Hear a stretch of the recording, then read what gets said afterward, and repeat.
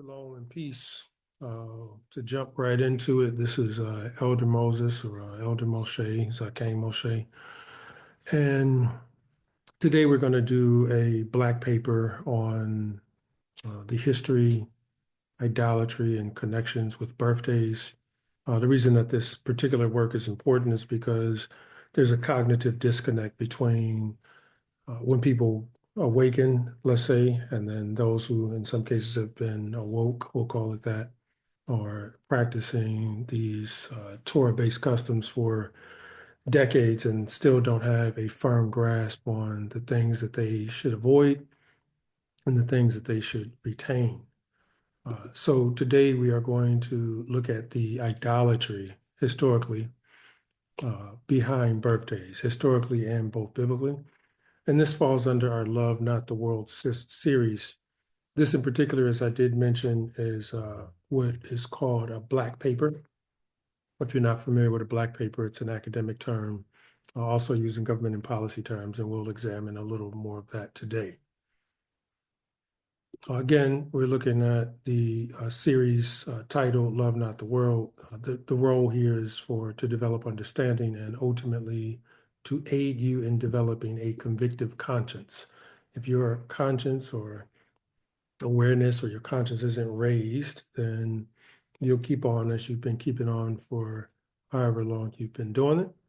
And if your conscience is raised, you stand a formidable chance to be able to relieve yourselves of these activities. So we'll look at that. Let me just a tad. All right. So our opening psalm we will be looking at is Psalms 97 and verse 7. And Psalms 97 verse 7 reads, "Confounded be all they that serve graven images and boast themselves of idols, worship him, all ye gods," or deities or idols. And, or you can look at it also as as it said in other Psalms, is it not written in the Psalms that ye are gods? So if you look at it as mankind, you are and should be confounded if you are serving and worshiping graven images. For those who have not sat through this type of study, black paper or an in-depth analysis is going to require some time. The evidence will be exhaustively laid on the table. There's a preponderance of evidence that suggests that the title is befitting. And if you need to break it up into 2 sessions, fine. This will likely be about a 90-minute session. I try not to teach past 90 minutes. I'm sure people's attention span. They may run a bit over, but about 90 minutes. Just as a brief announcement of those who are unaware, if you get a chance to capture and observe this video, there's a widows project that is currently underway for the widow and fatherless. We are gathering a small group of brothers who have a Torah-based mindset, a Hebraic mindset, to support and offer support to widows and or women who are raising children without a father in the home. There's a bunch of caveats to that because not everybody would per se qualify to do mild and sometimes major repairs on a home. So if you know any brothers who have any skills, in particular building trade and construction skills, definitely scan the link. You can see it on the screen. Encourage them to register. And if you know any elders, seniors, particularly widows who are in need of repairs on their home, then by all means, definitely we encourage people to circulate that. This will be taking place during the week of June 18th to the 22nd. That is the intent. The location will be wherever the widow who's ultimately selected. In case there's more than one person, we'll notify those who are registered or volunteering. Without further ado, I'd like to get into the objectives. It's always important for us to look at the objectives. And the objectives really kind of go through when this content is developed, what is the intent of the Moreh or Zaken teacher who is presenting the information? And there are 4 kind of major objectives that I have. The first objective is to review Yah's directive and commandments on idol worship. right? Now we all know, oh, well, I worship idols. And a lot of times people have this understanding and thought that the Hebrews who worship idols were literally just bound down to these little rocks or statues or wooden images. And while that's true, to some extent, there was also someone behind that who was attached to a forestry ministry or a growing of trees who began to make a lot of merchandise off that. If you don't believe that, you can do a little more study. You can also look into the book of Acts, for example. There's a bunch of other texts, but a quick one is the book of Acts when a woman was bewitching people, the demon was cast out of her, and the people were making profit off it. Say, hey man, these individuals are disturbing our financial gain, right? So the idol was attached to a financial house. And the reason I brought that up is because people don't look at what we're examining today as idol worship. And we want to make an exhaustive presentation to show that is exactly what it is. And by the time we're finished, if you conclude anything different, you are welcome to give me a call. Or I would probably even say you may want to continue and study and search. But so we're going to review Yah's directive and commandments on idol worship.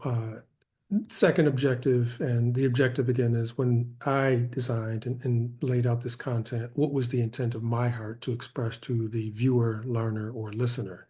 Whether you are a moray, whether you are a teacher, whether you've been practicing Hebrew culture for 10 or 15 years, what was my intent? The second intent was to examine historical idolatrous practices of birthdays and how the nations engaged in them.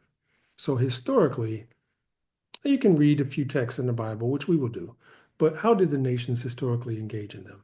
The third is to review the consistent atrocities placed on believers of the way regarding birthdays. And what do you mean, Elder Moses, when you say consistent atrocities?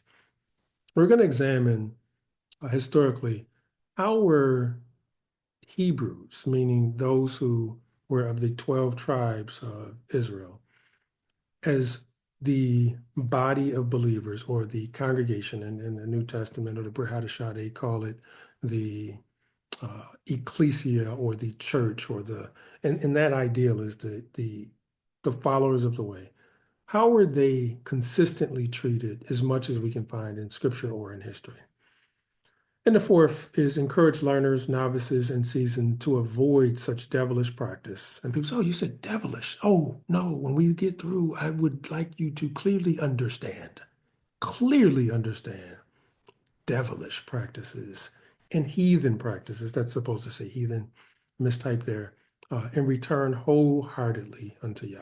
So when he's telling us to love him with all our heart, mind, and soul, it definitely is a cause for us to examine down to the crevices. And I was just talking to a couple of Morays this past week, and they were talking about Hag Maxo or the Feast of Unleavened Bread, Chag Maxo, and the Feast of Unleavened Bread. And we're talking about what, they were asking about getting things out of your house. And I said, well, if you look at it like it's sin and a little leaven, the leaven's a whole lump, then what sin do you want to retain in your house? And in this same regard, when we think about this practice, as we will begin to see through this study, you want to get rid of everything. Anything that is not like the Almighty, get rid of it. Don't hold on to it. So those are our four course objectives. So this is a black paper. Obviously, it's a video and not an actual paper. If the setting was appropriate, I would literally write it in the paper. I've worked at 2 universities, so in academic settings, sitting with researchers, I mean, this is what we traditionally do in that circle in research terms. So this is a black paper. And what is a black paper? A black paper is a presentation, normally a paper, normally a document. It can be 10 pages, it can be 50 pages, it can be 200 pages. But a black paper is a presentation that presents a critical or dissenting, keep that in mind, a dissenting or critical viewpoint on a particular topic, issue, or policy. Now, notice that it is a critical or dissenting viewpoint on a particular topic, issue, or policy. Pay close attention to that. Pay very close attention to that. So we are going to look at the topic. We're going to look at the issue or the concentration of what we're discussing, or the policy. And what do I mean by policy? When I think about government, I think about policies stem from, or politics stems from policies, and policies stem from rules or regulations that are designed to regulate a body of people, right? That's what a policy is. And if you think about the legislation that Moshe gave, he gave policies, and that is what we're going to examine. A black paper challenges prevailing narratives and policies or viewpoints through critical analysis. And what do we mean by critical analysis? A critical analysis is a critique, and a critique is designed to thoroughly examine and analyze the policy, the viewpoint, the prevailing narratives, or policies, or practices is what the word that I'm looking for. And as we examine to this extent, if you would view this next 90 minutes as exhaustive, you will come to the conclusion that history is not, on any one side in this sense. It's just what's recorded. And it'll be critical. And you may hear some words that you are familiar with. You may hear some thoughts that you are not familiar with. You may feel like you're being critiqued, and you are, right? And more importantly than you are, the practice that you may be engaged in is what is up for conversation and what is being critiqued. And if you have fidelity to said practice, then you'll notice that your emotions may be attached to that which you may want to not let go. And one way that I tell people that you can determine how people decide that they love a thing more or less is they find difficulty in letting things go that they should go. Be right back.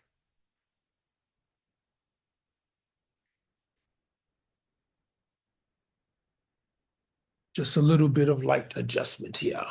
If you see the art flashing in the back, I have different art pieces in this room that I'm in.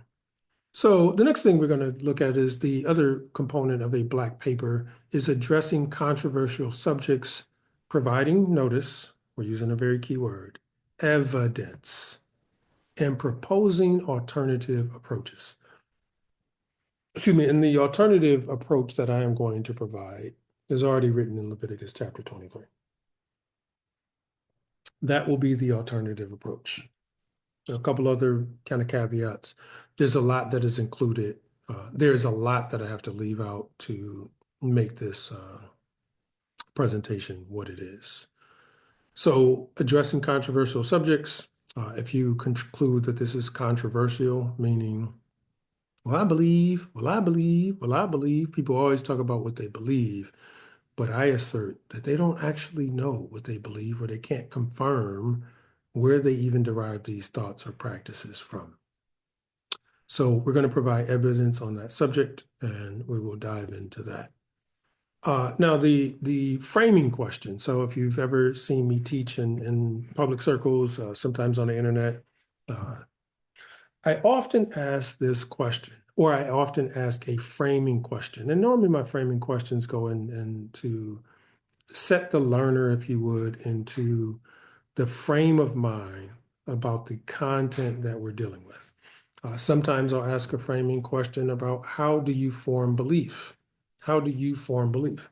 Very important question, because people form beliefs all type of ways. Some people form beliefs because their great grandmother did it. Some people form belief because they were forced to adopt a set of beliefs or ideas. Some people form beliefs because that's what the larger nomenclature of the culture around them practice. And I often use that framing question to denote this thought. The thought is that up until a few years ago, many people were practicing this old practice of cutting a tree out of a forest or buying a manufactured one, posting it in their living room, and bowing down to this idol. I said, well, we didn't bow down, like someone told me a long time ago. Well, how did you get the presents under the tree? Because you had to bow down to get them down there, right? So that's about a framing question, right? So how do you form beliefs? People form beliefs that if you put a tooth under your pillow, a fairy, a little fairy would fly and drop you money off. How did you form that belief? So my question is there any biblical or historical record of any Hebrew figure celebrating their birthday? That is the question. Is there any record of that? Any record of that? Any record? Is there any record of it? And if you find a record, again, I'm always up for conversation, always up for discourse. But again, when we look at what is going to be examined today, ideally, by the time we're complete, you'd have to probably make the assessment that if you found two records and you see all of the records that we're going to look through today, you can take the quantity of records that are in the bulk and make your judgment accordingly, or you can side with your own preference or opinion. And again, either one of those are totally up to you. So the question is standing, is there any biblical or historical record? This is our framing question of any Hebrew figure celebrating their birthday. And because different people use words different ways, my question about a Hebrew figure, I want to take you to the Bereshit or the Genesis.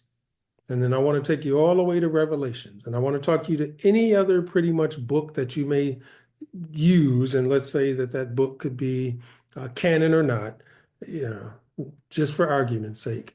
Do you see any record of that? And people sometimes are wise in their own heart and they'll say things like, well, we know Israelites, or we know Hebrews, or we know Bible people, or we know patriarchs celebrated their birthday. Well, we know they recorded it. So we know that Noah lived to be 500 or 600 years before the flood. And all 600 years, we don't see one single record where he did what? Celebrate his birthday. Adam and his wife appropriately lived to over 900 years. Do we see one single record? So let's talk about that. It's very important. So if you don't see a record of anybody from Genesis forward to Malachi, Chronicles, or Revelations celebrating their birthday, then why do you do it? Then why do you do it? So we'll start in Isaiah chapter 29. I'm reading out of the Restoration Study Bible, fourth edition in particular. Isaiah chapter 29. And we're going to take a quick gander at the book of Isaiah, chapter 29. And in this, we will primarily look at verse 13. Now, most of the scriptures for this study will be online. Most of the scriptures will be online in the presentation. But here we want to look at Isaiah chapter 29 and verse 13.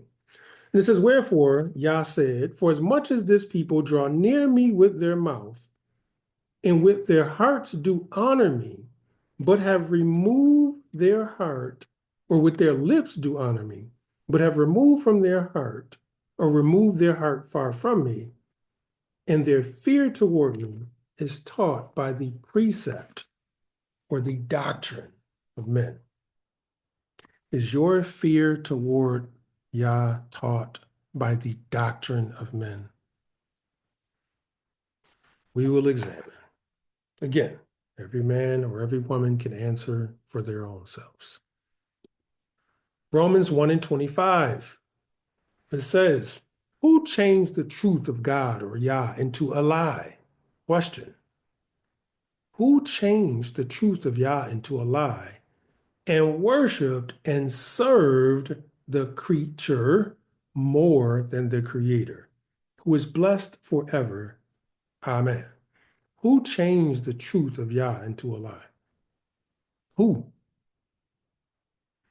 And then it uses this term, and worshiped.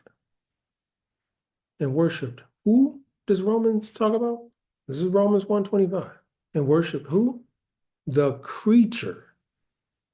So if you are a created being, and as you will see, you are engaging in a birthday practice, The creature is being worshiped. That's why they give you gifts and presents and all the rest of that stuff. The creature is being worshiped more in this case, in this context, than the creator. So let's examine that. Next, I want to jump into some reasons that so-called believers, so-called believers, and why do you say, Sakin, why did you say so-called? Because true believers would not engage in this practice. Now, thankfully, I've just had the experience where when I came into the word, I checked a bunch of things at the door. I mean, I was, early in my life, and anything that wasn't in the Bible, period, I just really wasn't trying to get into, right? It was just easy for me. I didn't have to be, I literally did not have to go through a study like this. This study was never for my benefit. Immediately, I checked that practice at the door when I walked into this way of life. And that was almost 3 decades ago. So so-called believers, and the reason I said that again is because I'm questioning when we get through this, if you really believe, would you maintain this practice? And again, we're going to look at the preponderance of evidence. So reasons so-called believers celebrate or worship on or others or themselves birthdays. Reason number one, I would reason that the inability to distinguish tov from ra'ah, right? Good from evil. So because people just don't know, they engage in this idolatrous custom. They carry the baggage from not examining their former belief system. They think Yah accepts their idol worship. And I sometimes hear people who are in this kind of Hebraic roots or Hebraic train of thought or this Israelite train of thought or Sabbath keeping or Torah observant or Messianic, whatever kind of coinage that people would like to use. They believe that things like this are acceptable. But they really haven't examined their former belief system. And sometimes the more subtly pompous ones, they even decide to condemn Christians. Okay, well, be it as it may. But as the Mashiach said, be careful what measure you mete unto others because it will be measured back to you. So if you condemn somebody who was unknown or unlearned, then this document is here to condemn you.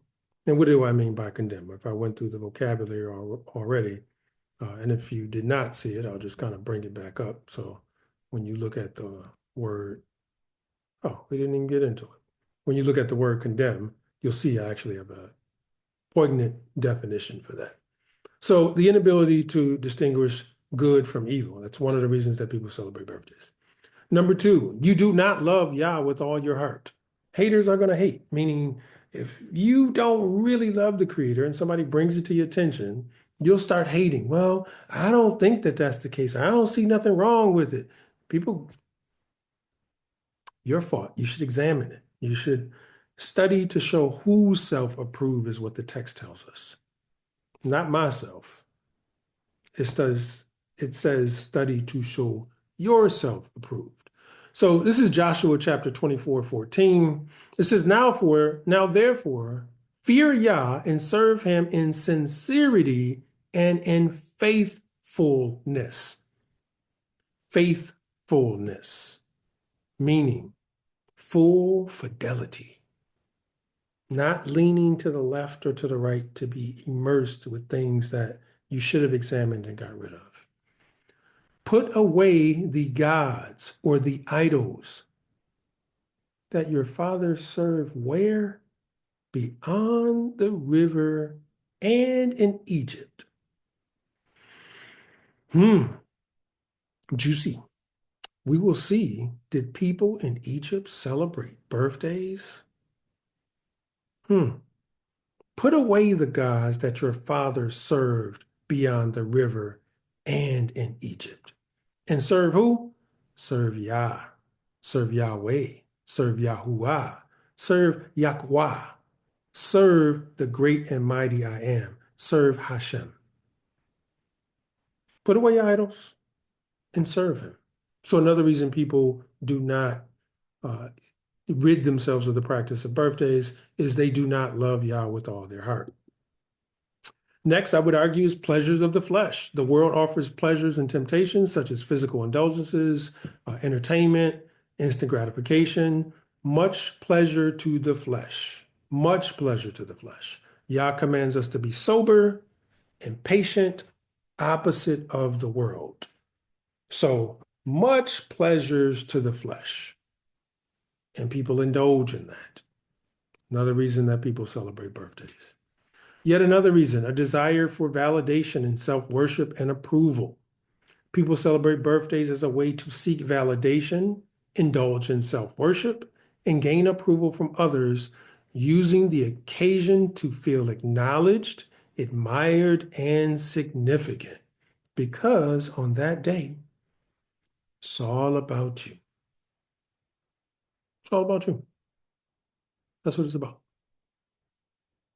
So that desire for validation, self-worship, and approval. Another is the desire to be like the nations which Yah abhors. People celebrate birthdays out of a desire to be like the nations that Yah abhors, or hates, or despises, or detests, embracing customs rooted in vanity and idolatry rather than walking in what?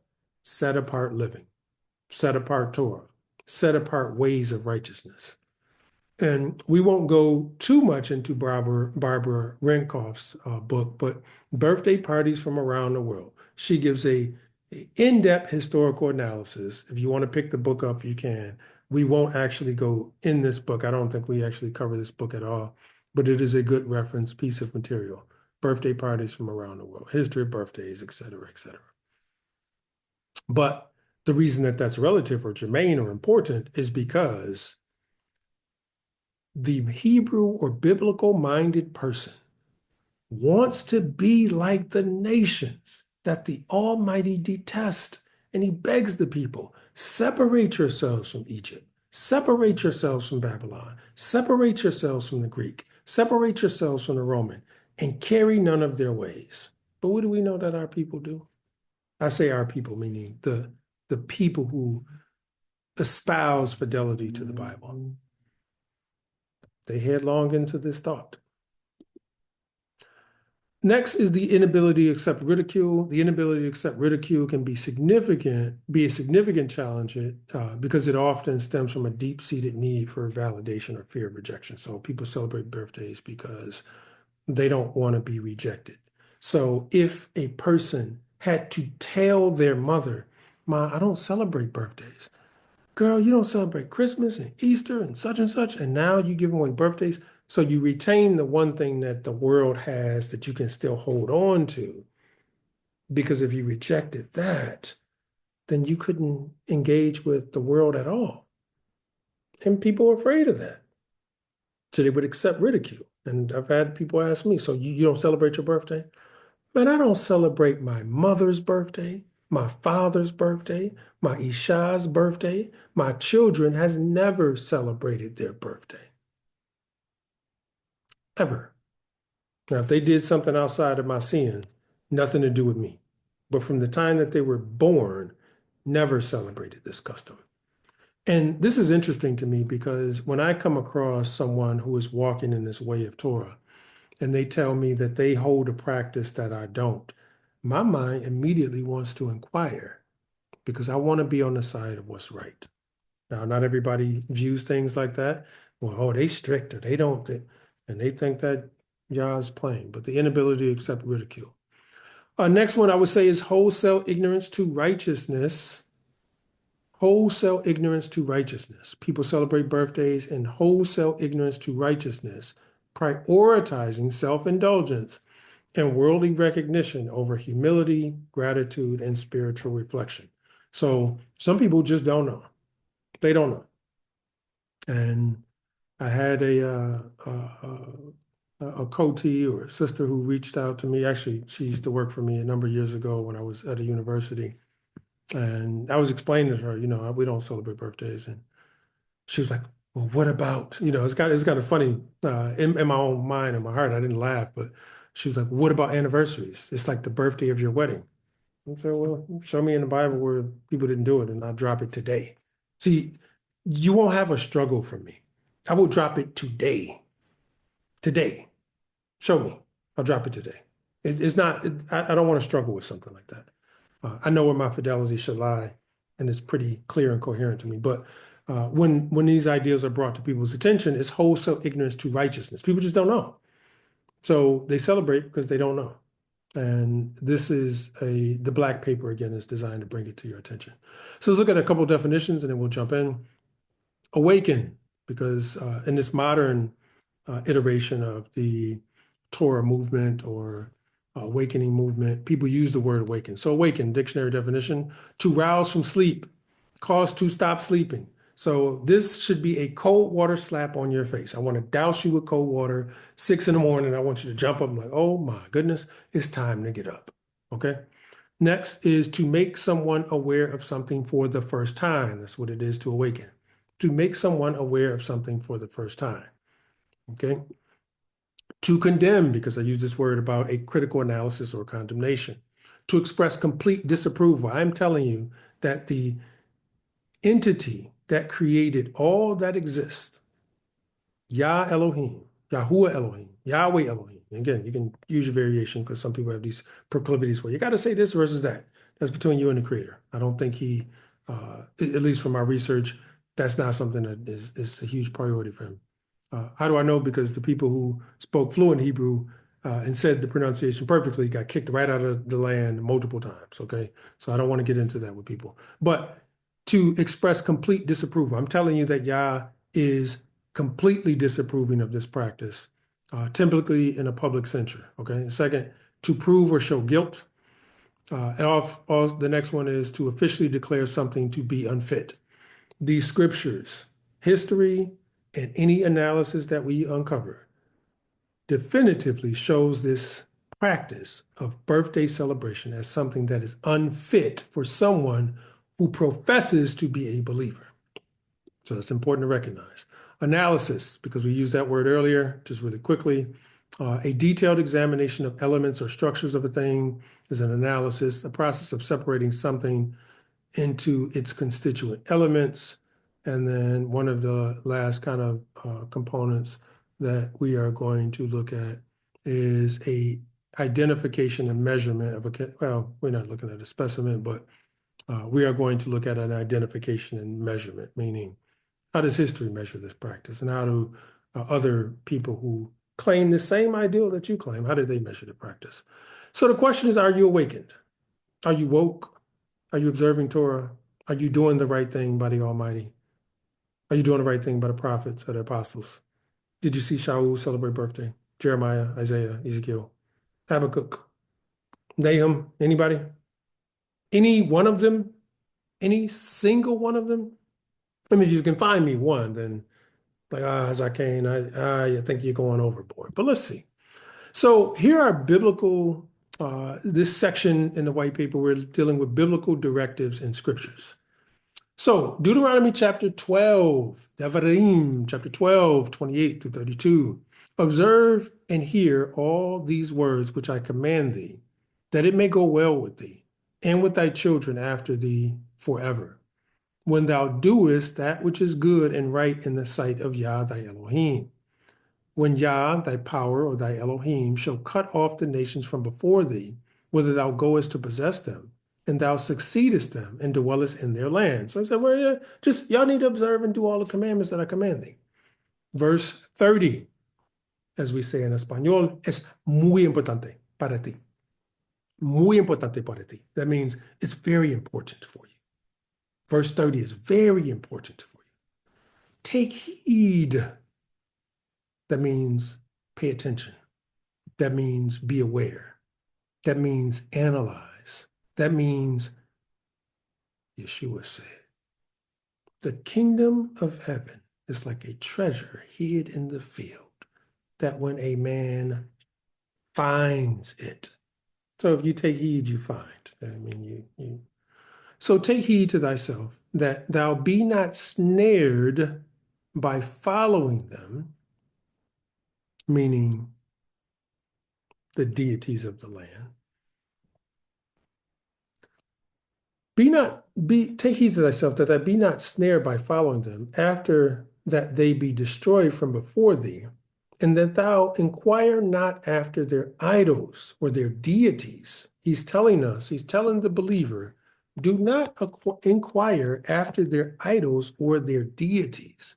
He's telling us not to do it. And then he says, saying, how did these nations serve their idols? Even so will I do. How did these nations serve their idols? Even so will I do. How did these nations serve their idols? Even so will I do. So we're going to see how these nations serve their idols, and we're going to see if that you're doing the same thing according to Deuteronomy 22. Then he says in chapter 30, or verse 31, it says, thou shalt not do so unto Yah thy Elohim. For every abomination to Yah, which he hateth, have they done to their idols or deities or gods. For even their sons and their daughters have they burnt in the fire to their gods. Whatsoever thing I command you to observe and do, thou shalt not add thereto, nor diminish from it. So every abomination have they done into their deities. And again, we don't have to look too far. The first record of a birthday is where, at least in the Bibles, find it in Egypt. That's how he's saying, look, take heed that you don't be snared to worship like their deities. Jeremiah chapter 11, verse 9, and Yah said unto me, a conspiracy is found amongst the men of Judah and among the inhabitants of Jerusalem. For they have turned back to the iniquities of their forefathers, which refused to hear my words, and they went after other deities, idols, gods, to serve them. And the house of Israel and the house of Judah have broken my covenant, which I made with their fathers. See, Yah has commanded us to set a stark contrast and difference between his sayings and the heathens' sayings, his ways and idolatry, his practices and Torah-based customs and festivals from the festivals of the nations. And I know, because I've been around a little bit, these Bible people get into all manner. I mean, some people are into Carnival. Some people are as into Mardi Gras. Some people are just simply into birthdays, and that's what we're here talking about today. Now, if I needed to do something on Mardi Gras and Carnival and all the rest of it, it's just as devilish. It's all the same thing. It's all just devilish customs. And he's telling us that the people did what? What did the people do? The people. And where is it? Where is the little marker so we can see? The people. Is it here? Is among the inhabitants. They did what? They turned back to the iniquities of their forefathers. They turned back to the iniquities of their forefathers. Why would you turn back to the iniquities of your forefathers? And again, for some people, it's wholesale ignorance. They didn't know. Let's keep it going. Revelation chapter 12, again, important. And the great dragon was cast out, that serpent of old called the devil, who deceiveth who? Another text will tell us, not careful, they'll even deceive the elect. He who deceiveth the whole world. He was cast out of the earth, and his angels were cast out with him. The devil, the serpent, the dragon, Satan, the adversary, Hasatan, deceive the whole world. The whole world. Whole world. I don't think it's a place or custom that you can go to on the face of the planet that is not engaged in this custom called birthdays. Now, the Bible believer, the Hebrew, whether people say spiritual or physical Hebrew, whichever, spirit, the Bible believer, messianic, whatever, they are called to be completely separate in their economic practice, in their festival practice, in the way that they govern their house, their family, their cleanliness laws. They were commanded to be completely separate. So we're going to look at his biblical and historical evidence of heathen nations and birthdays. biblical and historical evidence of heathen nations and birthdays. Again, what are we looking at? Biblical and historical evidence of heathen nations and birthdays. Let's say hallelujah. All right. Put your seatbelt on. We're going in now. Genesis chapter 40, verse 20. We won't read the whole thing. The question that we're asking, as we asked the framing question in the beginning, is there one single record of Hebrews celebrating birthdays? And I don't mean apostate people, Jews. I don't mean apostates. Is there one single record of them celebrating birthdays? So this is Genesis chapter 40.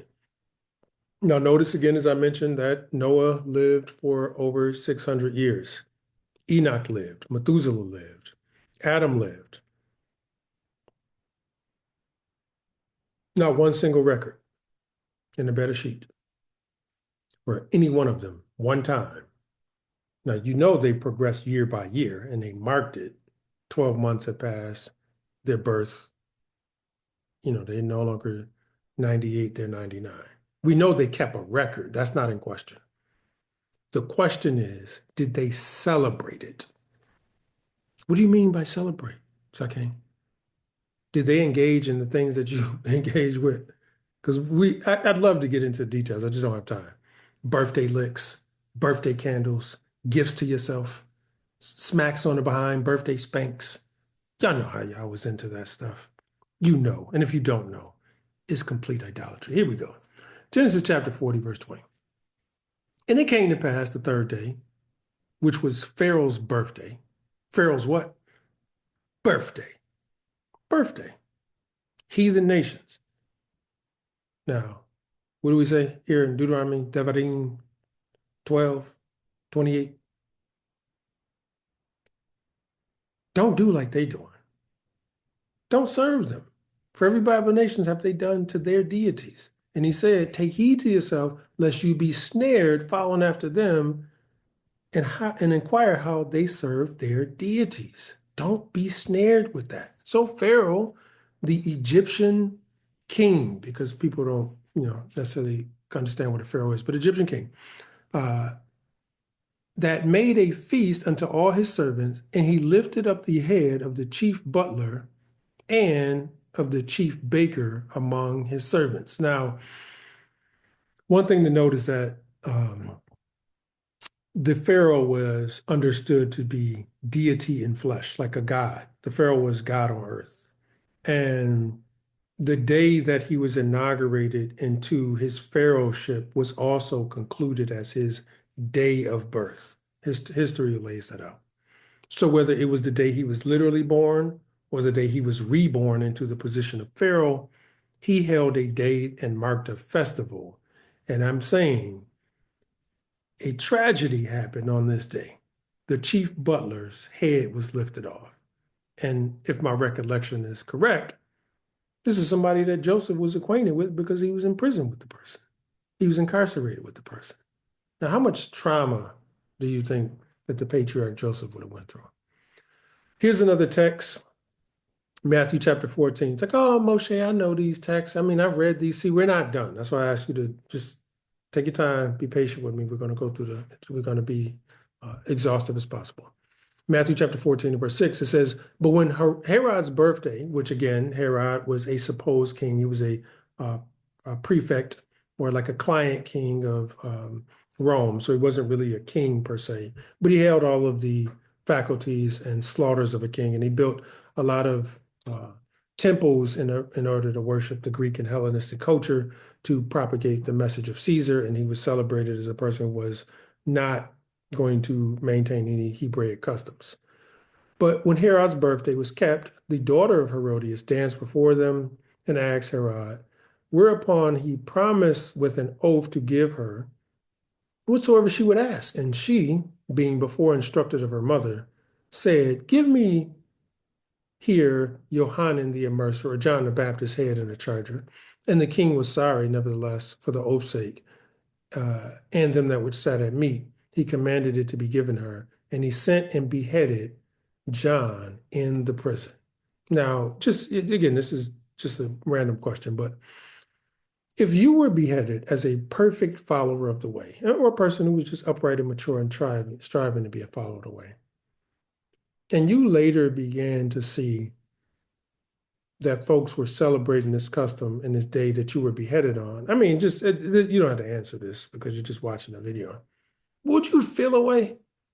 Because I would feel away. Y'all over here celebrating this custom on the day I was beheaded. Y'all celebrating birthdays, any birthday for that matter. But again, people can read this and say, well, that's nothing. That was Herod's birthday. What point am I making by going to these two texts? One, John the Baptist was beheaded. That's the artwork in the back, if you see that. One, John the Baptist was beheaded. Very important to see. Two is that, I'll just show you. Y'all see I got artwork in the background. So if you see that flashing on the screen, don't be off put by it. John the Baptist was beheaded. Two, Herod, who was not a practicer of Torah. Pharaoh, who was not a practicer of Torah. So you have two examples where heathen nations and the head person in that heathen nation was celebrating their birthday. Why is that so noticeable? Well, let's pay attention. Let's pay attention. This is from the New Unger's Bible Dictionary by Merrill F. Unger. Again, you don't have to agree with every Bible resource. I am tracking through history and resources, the evidence, biblical and otherwise, because that's what I just talked about. Biblical and otherwise. I said we're going to look at biblical and historical evidence of heathen nations and birthdays. That's what we're looking at currently. So here we see the New Unger's Bible Dictionary. And a dear student was on a meeting the other day and he said, man, what's all them books you got? Well, some of the cat is out the bag because what I'm not going to do is show you all of the ones over here. But these books right here, like they're all, I can't see them all, but it's a whole pile of them that we're going to look through here today. So here's under New Unger's under birthday, Yom Huladet, all right? And it says, the custom of observing birthdays is ancient and widely extended. In Persia, they celebrated with peculiar honor and banquets. And in Egypt, the king's birthday in Egypt was observed with great pomp, Genesis 40 and 12. No reference is made in Scripture to the celebration of birthdays by Jews themselves. No reference is made in Scriptures to the celebration of birthdays by Jews themselves. Interesting. Although the language of Jeremiah 20 and 14 and 15 would seem to indicate that such occasions were joyfully remembered, it may seem to indicate that, or would seem to indicate that. And that's when Jeremiah, I think he said, cursed is the day. We're not looking at that text, but if you choose to look into it, bring it up. But most commentators,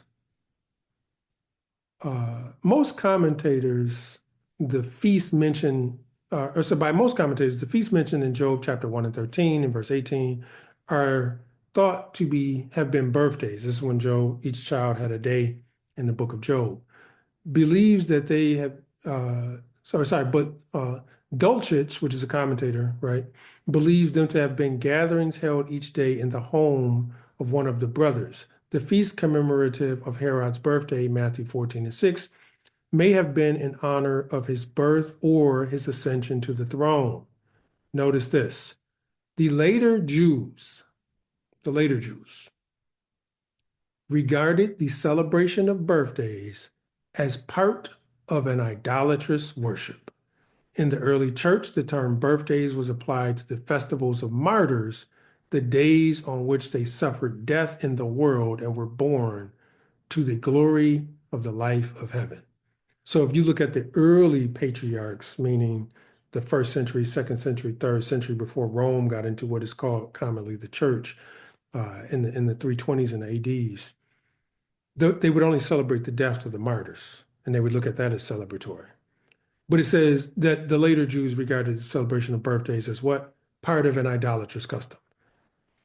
Evidence one, New Unger's Bible Dictionary, that Jews regarded this as an idolatrous custom. It also says that no reference in scriptures to the celebration of birthdays by Jews themselves. No reference in scriptures? None. That's not rocket science. Anybody who studies the Bible would know that. Let's look at the International Standard Encyclopedia, the International Standard Bible Encyclopedia. The custom of birthdays, this is under the term birthdays. The custom of birthdays of great men, especially of kings, was widespread in ancient times. Genesis 40 and 20. Great men, kings, pagans, idols, idol worship, pharaohs, Egyptians, Herod, pagans. So it says the custom of observing birthdays of great men, of kings, especially of kings, was widespread in ancient times. The third day, which Pharaoh birthday, Herod, in the New Testament, we looked at that, Matthew 14 and 6. Herod on his birthday made a supper to his lords, Herod Antipas, etc. Here we see the ancient custom reflected in two conspicuous instances centuries apart. Pharaoh on his birthday made a feast unto all his servants, etc. And Herod on his birthday made a supper to his lords and high captains. And Matthew 14 has it when Herod's birthday was kept. Notice here, the correct text, and the commentator Tish H.H. was very peculiar construction about the material difference, meaning the locative case gives the time principal action danced on Herod's birthday when it occurred. The construction is not explained or unexampled. This is not to be called the case absolute, et cetera, et cetera. So we're not getting into that part because it kind of deviates. Now notice this, same book after that excerpt. 2, it says the term birthday was applied also to the anniversary of the king's ascension to the throne. But Wieslier's argument that such is the case here is not conclusive. It is easy to suppose that when Herod's birthday approached, he was sojourning at the castle of Machaerus, accompanied by leading military and civil officials of his dominions, petty rulers, as was not properly king at all. He effectively kingly ways. So here we see that the term birthday was applied to this king or Herod, whether his ascension to the throne or whether it was to his regular day of birth. So we see here that the mention of birthdays here was widespread and was celebrated amongst the kings and principal rulers. Okay, that is what we're seeing here. That is Herod, and you also see centuries apart from that is the Pharaoh. So this is the practices that you see. All right. And then you see this term genesia, which is in Attic Greek, means the commemoration of the dead. In later Greek is interchangeable with genethlia, birthday celebrations. And we're going to look at that because that term or a derivative of that term appears later in our examination. Notice here, this is the Dead Sea Scrolls in the Bible by Charles F. Pfeiffer. The Dead Sea Scrolls in the Bible by Charles F. Pfeiffer. Why am I going to the Dead Sea Scrolls in the Bible by Charles F. Pfeiffer? We notice that the Egyptians were essentially conquered by the Greeks were conquered by the Romans, et cetera, et cetera. I mean, the Egyptians were conquered by a few different people. Babylon, for example, conquered Egypt. A few different people conquered. But notice here that the Dead Sea Scrolls in the Bible. And here we're looking at Greek culture. So we looked at Roman, we looked at Herod, and he was pretty much a Roman client king. We looked at Egypt, These are other nations that Yah said, don't pick up their ways. Now we're going to look at Alexander the Greek, or Alexander, what they call the Great. Alexander the Great, this is the Dead Sea Scrolls in the Bible, Charles F. Pfeiffer. Excellent read if you pick up the book, probably about 80 to 120 pages. It says, however, a new figure soon appeared on the horizon. Alexander the Great, in the words of W. W. Tarn. If you research W. W. Tarn, good figure to research in terms of history and commentary. So Alexander the Great so changed the world that nothing after him could be as it was before. He so changed the world that nothing after him could be as it was before. If idolatry had been the stumbling block in pre-exilic period, idolatry, this is what we're talking about. Notice idolatry, Greek, Hellenism. Watch the pattern that begins to emerge here. If idolatry had been the stumbling block in the pre-exilic or before they were exiled period, Hellenism was the great post-exilic temptation.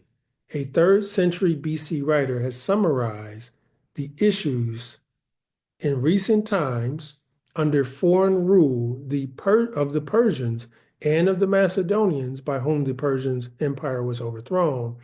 Intercourse with other races, notice here, had led to many of the traditional Jewish ordinances losing their hold. Why is this important? Because Alexander the Greek promoted a culture called Hellenism. And we just read a few slides ago that no Jews celebrated their birthday. But now here comes the propagation of Hellenism. Notice, Alexander was more than a power-mad despot, meaning he was a tyrant, a pupil of the philosopher Aristotle. He was thoroughly convinced that Greek culture was the one force that could unify the world. He was thoroughly convinced what? That Greek culture was the one force that could unify the world. So, for example, if you never looked into the word gymnasium, the word gymnasium is literally the Greek word to exercise naked. So when you watch people at the Olympics, our brown and black people running as fast as they can with barely no clothes on, that comes from Greek culture. Playing basketball, swimming, sports, men in tights jumping on each other for a football. All of that derives from Greek culture. And Alexander was convinced that that one Greek culture could unify the world. So he began to propagate this ideal of Hellenism. He propagated and promoted the ideal of Hellenism. So notice what began to happen by Alexander the Great. It says, materially speaking, and I'm just kind of skipping down a little bit, this meant the erection of fine public buildings, a gymnasium for games, an open-air theater, and everything that would be stimulated or simulated life in the Greek city-state. Individuals were encouraged to take Greek names, adopt Greek dress and Greek language, in short, to become Hellenized. It says trade and commerce brought wealth and new merchant class. Libraries and schools were also welcomed by the scholars, better housing, better food, etc. It says many in Israel, as elsewhere, were glad to accept this veneer of Greek culture. So many Hebraic people gladly celebrated the Greek culture. Let's continue on. So we see the Egyptians, we see the Greeks. Now, hey, this doesn't say Alexander, the Greeks, and Hellenists celebrated birthdays. Oh yeah, not yet. We're almost there. Notice here, this is the Apocrypha. This is the Apocrypha, all right? This is in the book of the Maccabees. And again, you don't have to agree with the Maccabees. I'm citing this as history. History. This is, it should be 1 Maccabees chapter 6, if not 2 Maccabees chapter 6. Not long after this, the king, now this is Antiochus or Antiochus, who was one of the subsequent rulers to Alexander the Great. So Alexander the Great empire split into about 10 different people. Ultimately, it whittled down to 4: Seleucid, Lysimachus, Cassander, and Antiochus, right? Those four end up taking over the empire. History lesson, we'll go through the biblical history of Daniel another day. For those who are interested, definitely ping me, ask me. I'll at some point release a video on that. Second Maccabees chapter 6. Not long after this, the king sent an old man of Athens to compel the Jews to depart from the laws of their fathers. This is what Moshe in Devarim chapter 12 told us not to do, to depart from the laws of our fathers, and not live after the laws of God, and to pollute also the temple of Jerusalem, and to call it the temple of Jupiter, Olympius, in that the Gerizim, the Jupiter of Jupiter, the defender of strangers, as they desire, right? So they had this ideal to propagate this message here. Now, notice here, because I will attempt to highlight it so it is clear on what section we're looking at now. So right now we're looking at about this section right here, okay? It says, for there were two women brought who had circumcised their children, who, when they had openly led them round about the city, the babes hanging at their breasts, they were cast down headlong from the wall. So they were destroying or killing those who did not want to keep the practices of the Hellenized culture. Now, we just read in Charles F. Pfeiffer's book that Alexander promoted that Greek culture was the one force that was going to unify the world, and he Hellenized the world. So now he's Hellenizing through force and through torture. Notice this here. It says, and others that had run together into caves nearby to keep the Sabbath day, secretly being discovered to Philip, were all burnt together because they had made a conscience to help themselves to honor the most sacred day. So notice that these individuals were trying to be intentional about honoring the day of the Sabbath. This is what's happening with the Jews at this time. Let's see if we can go backwards a little bit. Maybe it's forward. All right, so these individuals, they're getting tokens of destruction to be a part of this Hellenistic culture. And they were being told that they should not be celebrating the Sabbath day, that they should not be celebrating any feast days, and they should completely accept Greek culture. This is what is currently happening that we are reading.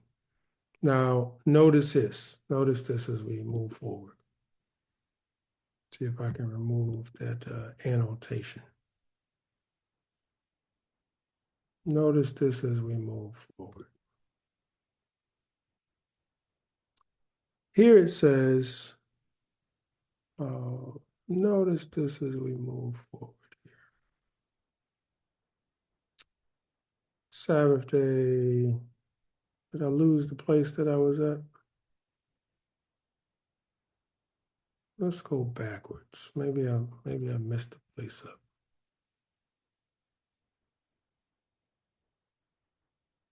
Dying gloriously, headlong. Oh, you know what? I believe that it's right up here, but it's not, maybe it's not showing. Oh, there it is. Okay. The screen is showing a little more clear now. It says, here it says, it talked about the circuit of the holy places. So you should be able to see this. And we're still reading in this paragraph that is indented with the red here. It says, and besides that, brought in the things that were not lawful. So they brought in pig and flesh and profane the temple and the altar. It says the altar also was filled with profane things, which the law forbiddeth. Neither was it lawful for a man to keep the Sabbath days or ancient feasts. So the things that they were told to observe, it was unlawful for them to observe. So they were forbidden to keep the Sabbath day or ancient feasts. or to profess himself at all to be a Jew or Hebrew, okay? Now notice here in verse 7 of the text. And in the day of the king's birth, now this is where we're reading now. It says, and in the day of the king's birth, every month they were brought by bitter constraint to eat of these sacrifices. And when the feast of Bacchus was kept, the Jews were compelled to go in a procession to Bacchus carrying ivy. Moreover, there went out a decree to the neighboring cities of the heathen by the suggestion of Ptolemy against the Jews that they should observe the same fashions and be partakers of their sacrifices. So what were they compelled to do here? In the day of the king's birth every month, they were brought by bitter constraint to eat the sacrifices. And what sacrifices were they commanded to eat? Sacrifices to idols and unclean things. But when was this occurring? On the day of the king's birth. Every month on the king's birthday, because in those days, the king, whether it was Antiochus or Seleucus, which was king, or whatever client kings, they would constantly celebrate sometimes that year of the king's birth or ascension to the throne, they celebrate for 12 months straight. And they were constrained to perpetuate this culture. Notice what we're reading, okay? Now, let's continue on. This is from a book called As the Romans Did. As the Romans Did. Now, this is especially important because we're going to start to examine a particular idea here. And that particular idea is this notion of the deities associated. Okay, so this is what we're looking at. It says, and this is in the book As the Romans Did, a source book of Roman history, social life, or social history. Okay. And this is a note on the dispatch to emperor by Symmachus, right? It says, every man has his own customs and his own religious practices. So notice the Greeks took over the Romans, and every man, it says, has his own religious practices. Similarly, the divine mind has given to different cities different religious rites which protect them. And just as each man receives at birth his own soul, so too does each nation receive a genus or a genius, okay? A genius. We're going to look into that ideal of the genius, which guides its destiny. We should also take into account the bestowal of favors, which more than anything else proves to a man the existence of gods.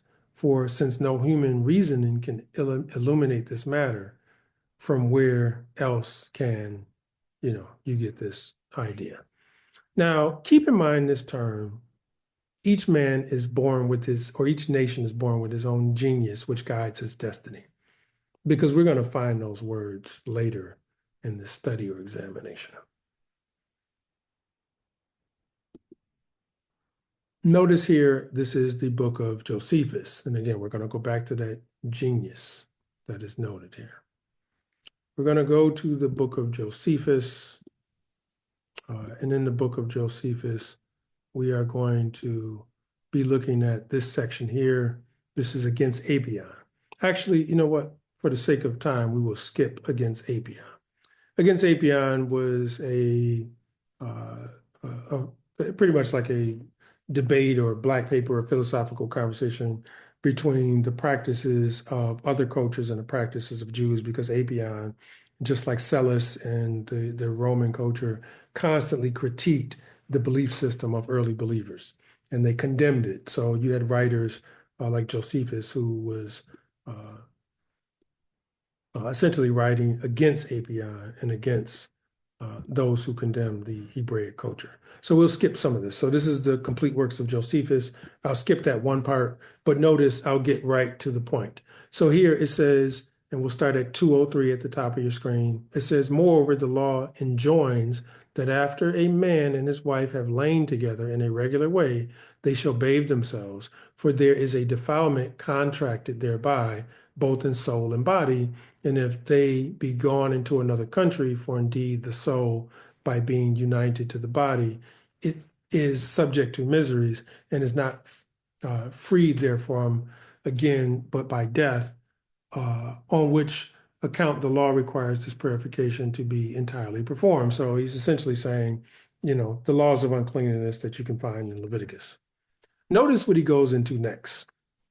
And the reason I started there is because he's talking about his understanding and historical view, historically, in the complete works of Josephus, of the way the Jews or Hebrews observed the law or the Torah. 26, 204. And indeed, the law does not permit us to celebrate or to make festivals at the births of our children. Excuse me. Would you say, Josephus? Indeed, the law does not permit us to make festivals at the births of our children and thereby afford occasion of drinking to excess, but it ordains that the very beginning of our education should be immediately directed to sobriety. It is also commanded us to bring those children up in the learning and to exercise them in the laws and to make them acquainted with the acts of their predecessors in order to their imitation of them, that they might be nourished in the laws from their infancy.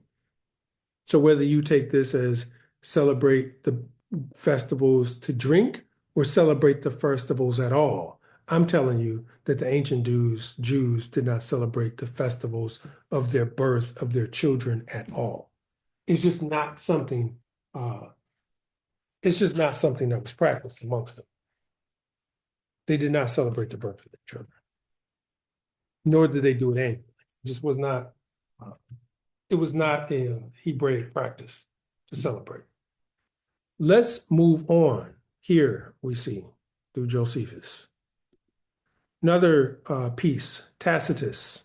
Tacitus is a historian. If you are into the Bible, at some point you have to get into history.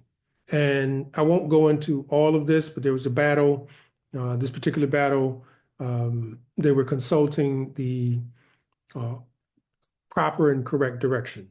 So it says, Marius Cellus, and you'll see it in orange highlighted, acquiesced in the opinion of the Paulinius and in Annius Gallus, who a few days before was seriously injured by a fall off his horse, who reported to agree by those who had been sent to ascertain his opinion.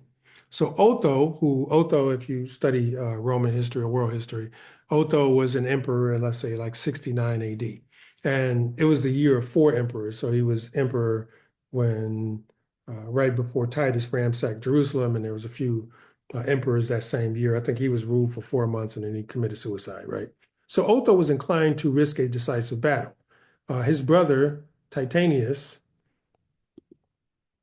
and Proclus, the prefect of the Praetorian Guard, ignorant and therefore impatient, declared that fortune, notice this because we're going to get into this, keep the genius in mind, because we looked at genius, that each nation was born with its own genius. That fortune, and fortune is a deity, okay? This is why Moshe said, avoid these deities.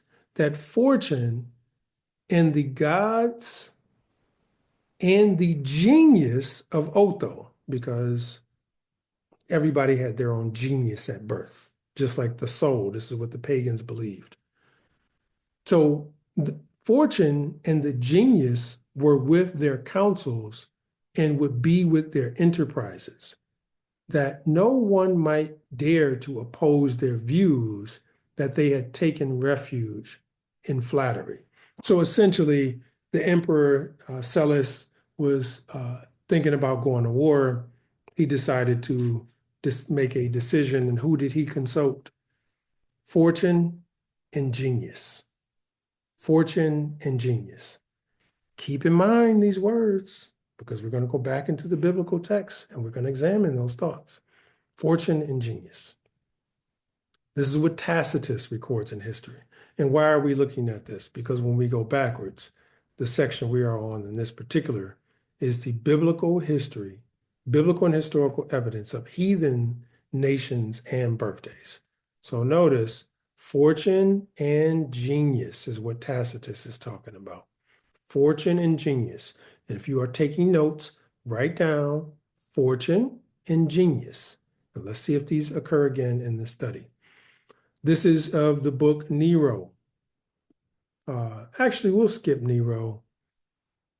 Maybe we won't. Let's see. Yeah, we won't get too much into Nero, but yeah, I'll just read this small excerpt on Nero. Because Nero did the same thing on his birthday. This is a book on the Emperor Nero, Emperor in Revolt, decent history book on Nero. And it's talking about, let me see. Oh, the print is kind of small on this. I got the book right here. Let me see if I can pull it up. Yeah, I'll skip Nero, but yeah, the book is talking about Nero and how he had these different inappropriate activities going on with some of the males in his government and his wine tasting, etc. But notice that here it notes that nobody tasted the water which was added to his wine. We have inscriptions of one of Nero's food tasters, a man who also served on his bedroom staff. Another inscription refers to the association to which these men belonged. If they did well and survived, they could be promoted to chief butler and superintendent at the emperor's table. And what this account essentially goes through is that Nero kept the same practices of Pharaoh. They were celebrating the birth of the emperor. They would have wine. They would have these big activities going on. And often the emperor was engaged in some nefarious or inappropriate sexual activities with his male staff, but we'll skip Nero.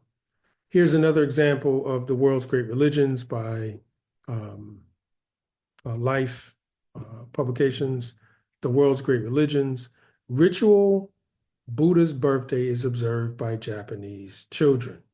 It says of the world's many millions of Buddhists, 46 million live in Japan, where the ancient religion competes with the national cult of Shinto and Christianity with the national cult of Shinto, with Christianity and secular scientific ideals found in any great modern industrial nation. Nevertheless, the Buddhists are very devout. Then it goes on about these Buddhists. Now, what you'll see here is the Children's Festival, and they're honoring this deity. And they bring up all of these gifts and activities for these deities and for the Buddha, because part of it is the birthday celebration of Buddha as observed by these children. Okay, for sake of time, I'm going to move on. So in Jeremiah, he asks, Jeremiah chapter 2, has the nations changed their gods? That's supposed to say gods, but has the nation changed their gods, which are not no gods? But my people have changed their glory to that which does not profit them. So the nations have not changed their gods. They've not changed their deities. That's supposed to say gods. I'll correct that in the next iteration. So let's notice here, because we're going to dive into a little more history after we go through this last section here. Now, we looked at some nations and what their practices was. We looked at Josephus saying that their law forbid them to make celebration at their child's birth. Okay, we read that here in the book of Josephus. We also read here the genius and which in the Roman source book of history guided the destiny. We also read that in the days of Second Maccabees, chapter 6, in the days of the Maccabees, the king's birthday was celebrated every month, right? And they were compelled, the Jews, to eat and drink that it was unclean. We read about Alexander the Great in Hellenism. We read here that the custom of birthdays were widespread in Egyptian and the Greek culture. We also read here in the New Unger's Bible Dictionary that the birthdays were considered wholly idolatrous by the Jewish people, or that there's nowhere in the Bible that birthdays were celebrated by the Jews themselves. And we see the only two times that birthdays were celebrated directly quoted in the Bible, whether it was the ascension of a king or regular birthday celebration, were by two pagan entities, right? Herod and Pharaoh. So now we're going to look into this concept of establishing your own righteousness, because we have some more source material that we're going to go to. But we're going to look at this concept of establishing your own righteousness. This is Genesis 15:6, and it says, and he believed in the Lord, or believed in Yah, and he counted it to him for righteousness. So what did Abraham get to his credit? He believed, and it was counted to him for righteousness. Notice Deuteronomy chapter 15 and verse 6, and it says, and if that's not Deuteronomy, I'll correct that in the slide. And it says, and the Lord, or Yah, commanded us to do all these statutes, to fear Yah with all our heart, and for our good always, that he might preserve us alive as it is this day.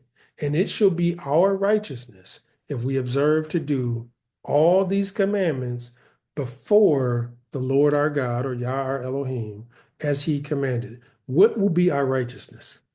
If we observe all his commandments, not festivals he nowhere commanded, that we see no evidence of celebration. It will be our righteousness if we observe all of his commandments. Now notice as we go to Romans chapter 6, and we won't read the whole thing. It says, know ye not that to whom you yield yourselves servants to obey, his servants ye are to whom ye obey. The evidence, and we're not done, but the evidence is pointing to idols. We're going to look at genius. We're going to look at fortune. We're going to continue to look at other historical evidence that's just so beautiful and marvelous to make us aware that we are servants to whom we obey. Now, Yeshua already told us you cannot serve two masters. You must love one and hate the other. So if you are worshiping idols, or you're celebrating the days of your birth or your children's birth, the custom is wholesale idolatry and rooted in devil worship. That's it. And how do we know? Because when we just go back to here, he said it's our righteousness to observe everything that he commanded us. Now, if he did not command us, what gives us permission to add to and accept it as something that is acceptable when Yah himself doesn't say that it's acceptable? So let's not be servants to sin, but let's be obedient unto righteousness, because we are servants to whom we obey. And you can't serve both, okay? Notice Romans chapter 8 and verse 4. It says that the righteousness of the law, which might be fulfilled in us, who walk not after the flesh, because these practices are after the flesh. It's all about the flesh, but not after the spirit. For they are after the flesh, for they that are after the flesh do mind the things of the flesh, but they that are after the spirit, the things of the spirit. For to be carnally minded is death, but to be spiritually minded is life and peace. Because the carnal mind is enmity against Yah, for it is not subject to the law of God, neither indeed can it be. So then they that are in the flesh cannot please their maker. They cannot. Okay. Romans chapter 10. And my point in going to these texts is, are you establishing your own righteousness by celebrating birthdays? For they, being ignorant of God's righteousness and going about to establish their own righteousness, have not submitted themselves unto the righteousness of God. So if he said, don't keep any other of these days and learn not the ways of the heathen, and we don't see any evidence where any biblical figure celebrated these days, then why are you doing it? You're establishing your own righteousness. You're deciding that you know what's best for you in spite of what the Almighty told us. And I'm telling you that that is a grave error. Leviticus chapter 23, and the Lord spoke unto Moses, saying, speaking to the children of Israel and saying to them, the feast of Yah, or the feast of the Lord, these are my feasts, which ye shall proclaim to be holy convocations. He declared what his festivals are. He told us what he wanted us to celebrate. He did not ask us to deviate to any other practice. That is wholesale idolatry. Now, this picture that you'll see to the left, this is one of the genius pictures that is equated with fortune, luck, and fate, and birthdays. And we'll look into that. We will look into that. 2 Corinthians, wherefore come out from among them and be ye separate, saith Yah, and touch not the unclean thing, and I will receive you. So be separate. Don't leave them people, leave them pagan, idolatrous, devilish, heathen, Hellenistic, Roman, European, Babylon. Leave them alone. Leave them alone. Birthday candles, birthday cakes, birthday wishes, birthday presents, self-indulgence. Leave it alone. Leave it alone. Come out from among them and be ye separate. This is what the text is telling us. Notice here in 1 Corinthians it says, but I say, and I'll just skip to the point, but I say that the things which the Gentiles, and the Gentiles are the Goyim or the nations, sacrifice, they sacrifice to devils. Again, if you haven't even been convinced of what we read so far, you can always ask yourself. You can ask yourself, there's only two texts that the nations readily observed birthdays, and those were Egypt's and the client king Herod. The one, John the Baptist, got beheaded. The other one, the butler, got beheaded. Why are you beheading people at a birthday?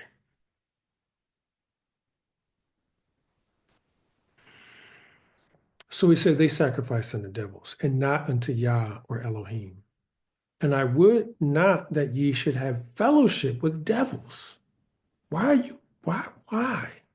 Why do you want fellowship with devils? Ye cannot drink of the cup of Yah and the cup of devils. Ye cannot be partakers of Yah's table and the table of devils. People, learners, listeners, mishpachah. Let's pay attention to these tables because we're going to work to unearth something about these tables a little later and how the devils are at these tables. Well, I'm not at no table, elder. I mean, where you celebrate your birthday? Out on the floor, in your bed, in a hotel room, on a trip? Some of it is taking place at a table. And if you look at the table as allegory, you're preparing the table, meaning you're setting up to worship these other idols. Jeremiah chapter 2, have the nations, I think we looked at all that. Have the nations changed their gods, which are yet no gods? Have they done it? Have the nations changed their gods, which are yet no gods? Say, no, man, my people, they have changed their glory to that which does not profit them. The nations have not changed their gods. They just snuck one in on you. Now, thankfully, I'm just one of the ones, and again, it's not a boast. It's just from the time I walked into my first Feast of Tabernacles back in the late 90s or Sukkot, birthdays was gone that same year. Nobody even had to do no study to tell me. It was gone. I'm just like, look, whatever day was going on in the world, I'm getting rid of all of that. No need. All right, now that was the time for our additional analysis. So we're going to go now into kind of the third detour of our additional analysis. In the additional analysis, we are going to work to pay close attention to some of the resources that are brought out here in the additional analysis. All right. So again, we talked about not desiring to be like the nations whom Yah abhors. This is Isaiah chapter 65 and verse 2. I have spread out my hands all day unto a rebellious people. Now,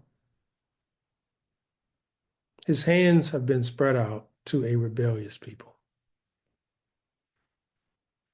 which walketh in the way that was not good after their own thoughts.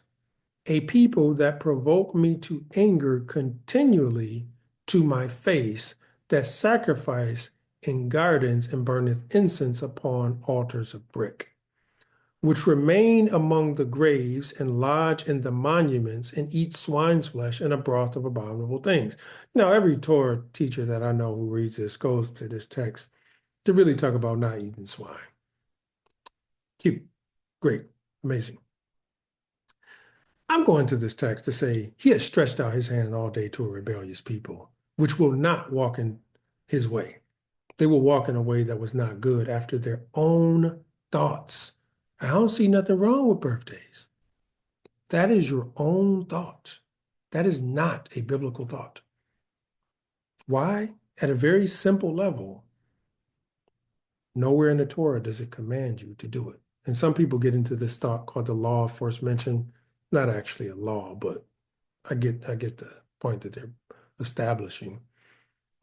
It's only first mentioned with somebody who's practicing idolatry. Somebody who essentially, as a people, held you into bondage or captivity eventually. Only from a people who gave your people trouble if you walk in the ways of Torah. If you follow the pattern after Moses and Joseph and Jacob and Judah, who were following this way. All they did was give you trouble. Why would you want to be bothered with that? Why? So he spread out his hand all day to rebellious people. It says, but ye are they, verse 11, Isaiah 65, that forsake Yah, that forget my holy mountain, and prepare a table. Now, we just read a few slides ago about preparing a table for that troop. And that furnish the number, and that furnish the drink offering unto that number. Has anybody ever looked into this?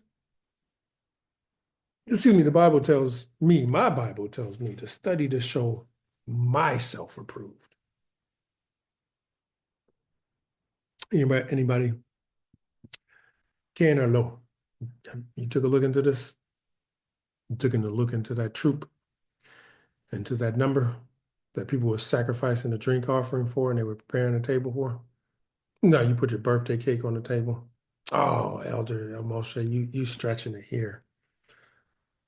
I mean, you think I put together all of this video to be stretching the truth? Wouldn't have wasted my time. Therefore will I number you into the sword, and ye shall all bow down to the slaughter, because when I called, ye did not answer. When I spake, ye did not hear. But you did evil before my eyes, and did not choose wherein I delight. That's what y'all's telling us. Because you focused on preparing a table for that troop and furnishing a drink offering for that number. What is the number? What does that word even mean? Just, you talking about, what is the number even here?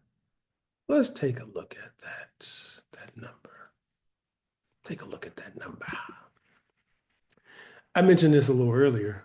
The genius, the good old genius, a good or evil spirit or demon, supposed by the ancient to preside over a man's destiny in life, a tutelary deity, meaning, to tutor you, a supernatural being, a spirit, good or bad.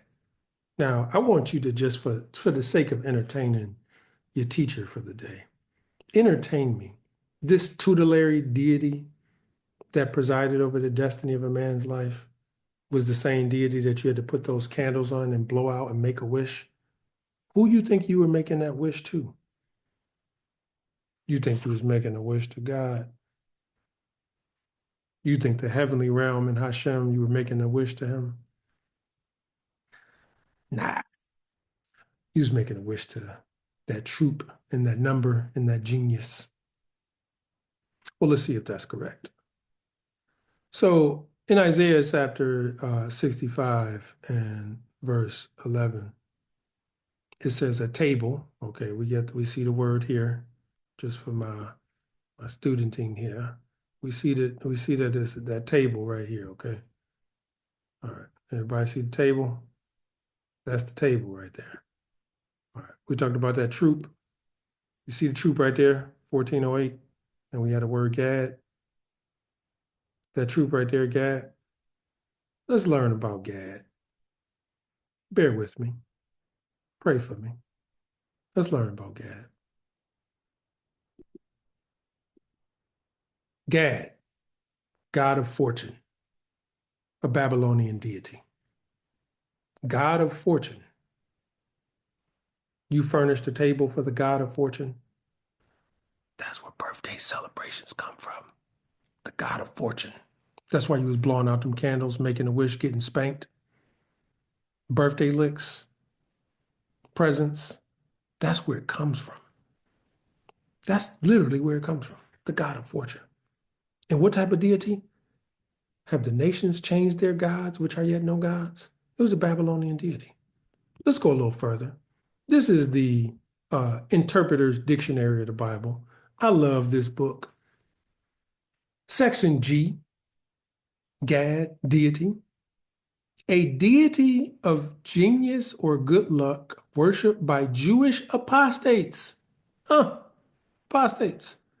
Probably in post-exilic period during or together with destiny.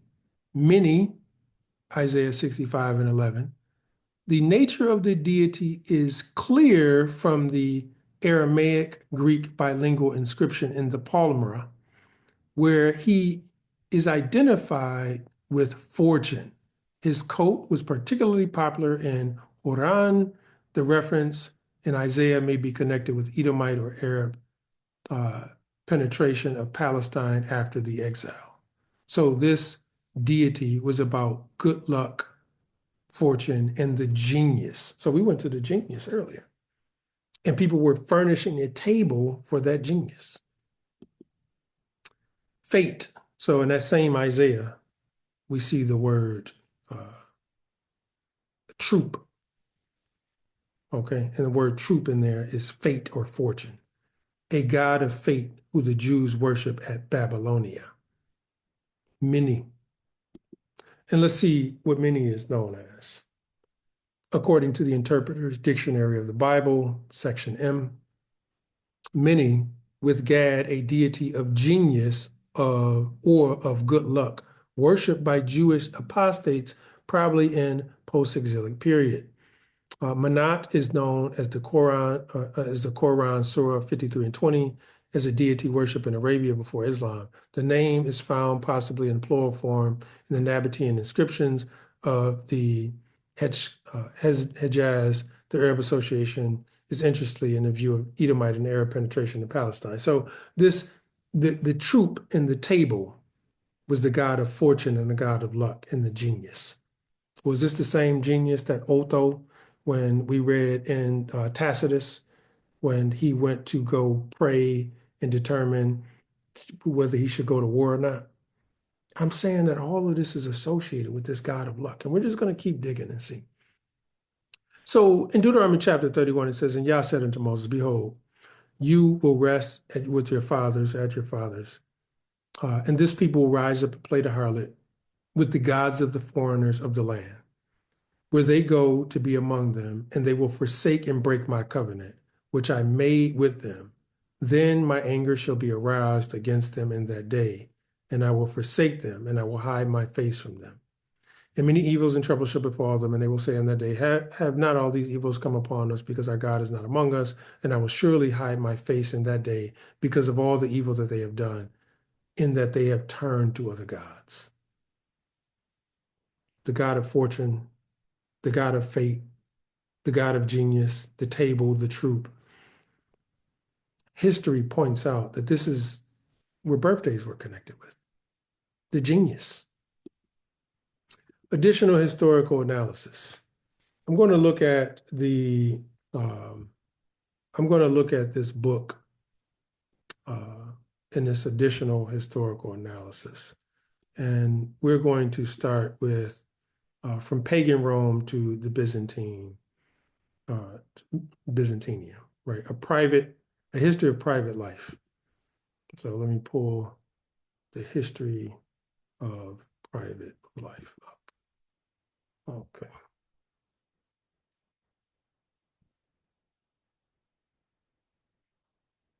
Let me go ahead and pull history of private life.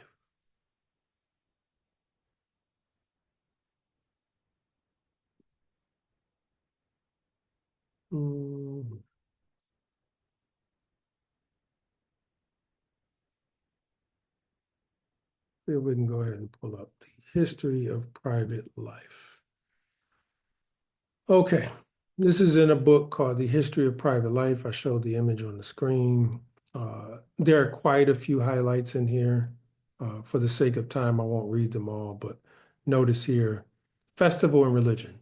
Feasting and piety could coexist in the sex of crow fraternities because festivals was an integral part of pagan religion. A coat was nothing more than a festival which pleased the gods as much as it pleased the men and women who took part. It was a coat and it was a festival which pleased the gods as much as it pleased the men and women who took part. All religions are likely to confound spiritual, emotional, and formal ritual, untroubled by the confusion of faithful find substance in both, right? So it's just talking about the way that people worship their deity. Okay, well, it's a lot of reading here, so I'm just going to work to skip down to the point. So the flesh of the victims, talk about these sacrifices that they made, the flesh of the victims went to the participants in the ritual, to the smoke of the god. Scraps from the meals were left on the altar. The beggars spirited them away. When the sacrifice was not made on a household altar, but at the temple, the custom was to pay for the priest services by leaving them a set of portion of the sacrificial animal. So this is talking about these sacrifices attached to these festivals, which were come from pagan customs. So it says the religious calendar, and I'm down at the bottom paragraph. It says the religious calendar, which varied from city to city, was filled with festivals, days when no one was required to work. These occurred at irregular intervals throughout the course of the year. Incidentally, a week, a period of astrological rather than Judeo-Christian origin, did not come into common use until the end of antiquity. On feast days, people invited their friends to sacrifices in their homes. Such invitations were considered a great honor than a mere dinner invitation. Vapors of incense spewed forth from many houses on the great occasions, according to Tertullian, which was a historian. Among the important holidays were national festivals of the emperors, the festivals of certain gods, New Year's Day, and the first day of each month. A custom cherished by the Romans wealthy enough to practice it was the sacrificing of a piglet on the first day of the month in honor of the household gods. The Lars and Penates, once a year, the birthday of the paterfamilias was celebrated with genuine fervor. On that day, the family feasted in honor of its protective deity or genius. Is this the same genius that Isaiah was just talking about, the Gad and the troop? We just read that. That same genius that Otho prayed to and was guided by whether he should go to war or not. I'm telling you that it expands all the way back to the pagan customs in Egypt and in Rome. This is what people practiced. So notice here, it says, and just in case you are unclear on where we are in the reading, just in case you're unclear on where we are in the reading, we are essentially, you'll see, I mean, my line is a little too big, but you'll see we're about right there in the reading. It says that once a year, the birthdays of the paterfamilias was celebrated with the genuine fervor. Now, again, these celebrations that people were invited to were much more than just regular celebrations. They were birthday celebrations to celebrate the protective deity or the genius. Each individual had, as it were, a divine double or genius whose existence had little consequence other than to allow people to say, "May my genius protect me," or "I swear by my genius that I have carried out your orders. The poor sacrifice less costly animals," etc., etc. What is the text telling us? That the way that they celebrated these festivals with their gods and their deities, their genius, was also celebrated with their birthdays. And it was idolatrous, and it was pagan, and it was not to be celebrated because the nations have not changed their gods. Notice here, and I'm just skipping into the middle of the paragraph, it says, "O nights, O dinners of the gods, at which my friends and I ate before the household genius, and I gave my excited slaves consecrated dishes to eat." You know how it is. You hold these festivals, you cut these cakes. It's all going back to the genius. You're furnishing a table for that troop. Let's go back to the PowerPoint because we want to pull out a couple of other resources. On to the next slide here. A couple of other resources. This is the lore of birthdays. We're going to look at key selections on pages 6 to 10. The lore of birthdays. See if I can pull this book, The Lore of Birthdays. I'm going to look at pages 6 to 10. The Lore of Birthdays. Now, let me pause this and enlarge it a little bit.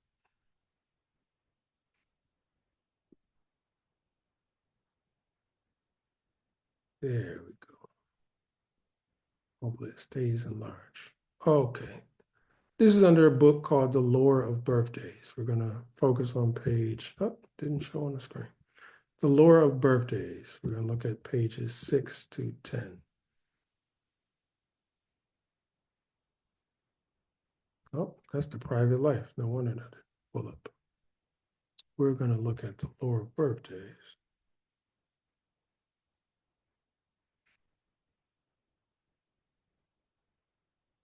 Let's pull this up, the lore of birthdays.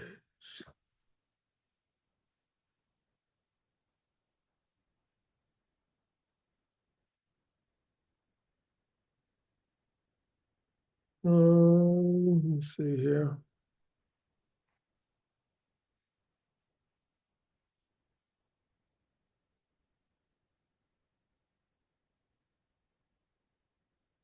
Let me see here.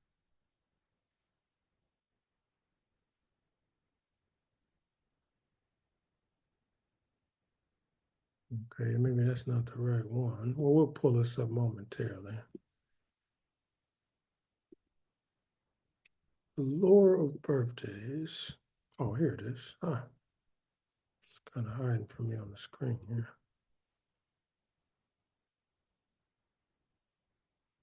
Okay, this is the book, The Lore of Birthdays. And again, a lot of highlighted parts here, but we won't get into all of it. So lore of birthdays, we're on page 11. I really would like to start at an earlier page.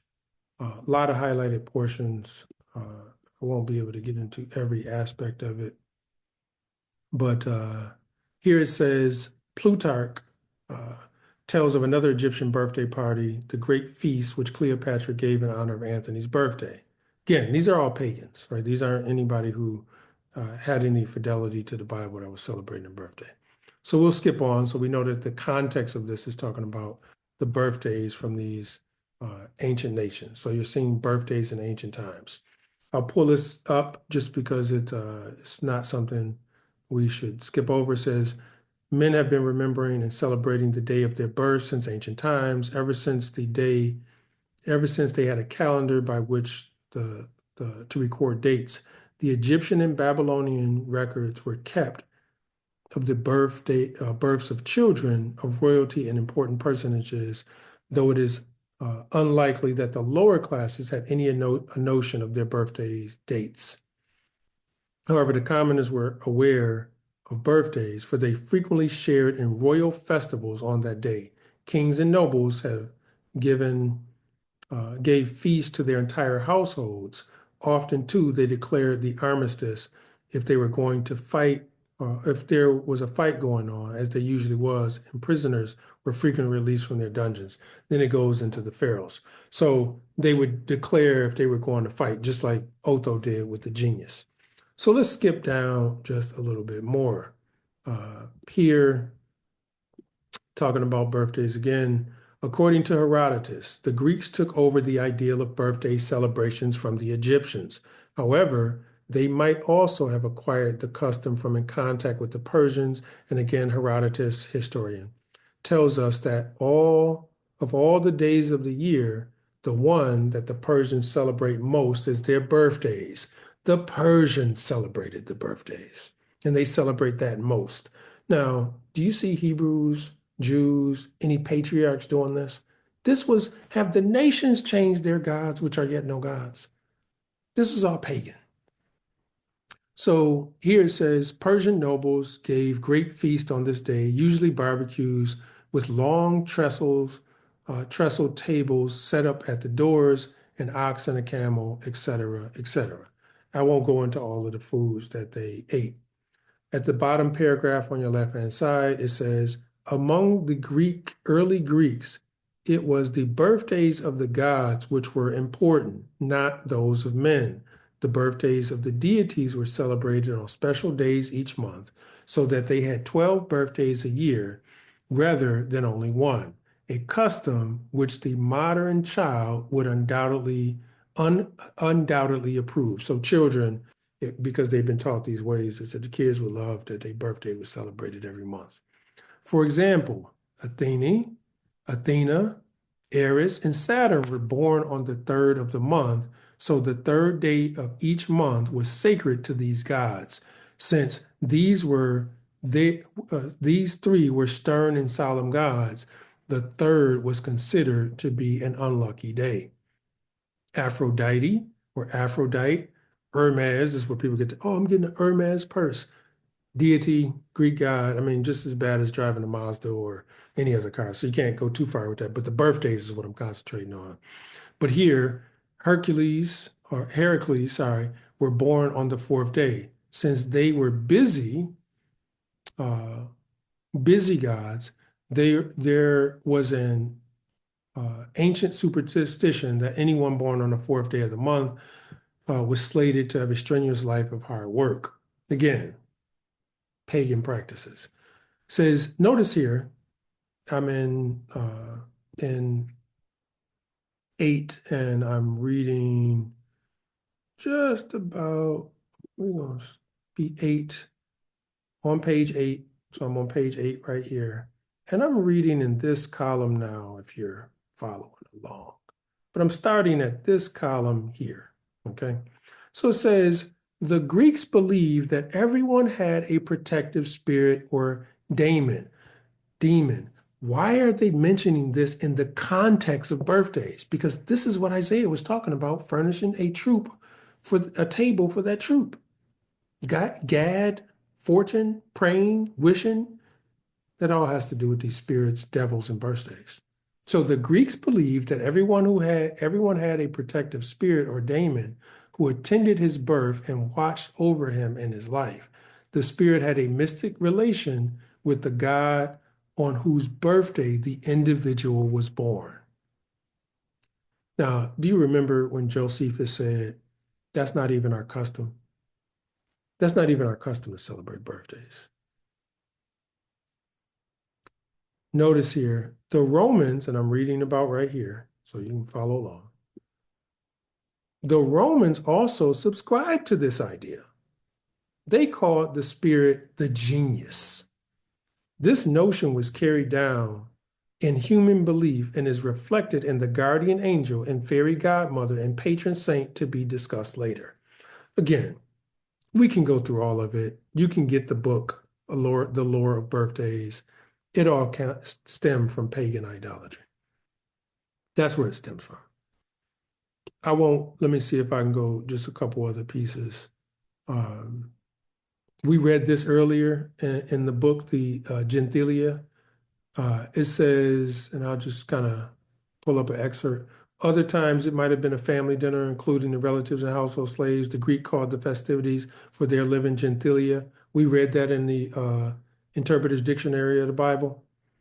And the birthday of an important man continued to be celebrated even after his death. And here it says these postmodern mortem birthday celebrations were called genesia. We read that, and this was the gad and the troop. This was the fortune. This was the luck. This was these pagan customs. And I can go on and on. I mean, there's so many different references in here that the birthday celebration was equated to idolatry, devil worship, the genius, the pagan. It's all here. It's just like Thanksgiving and Christmas. You cannot escape it, right? Notice here, just really quickly, because I love the research in it, right? So just for those who are taking notes or following along here, I'm going to go right here in that category, okay? It says the custom of lighted candles on cake started with the Greeks.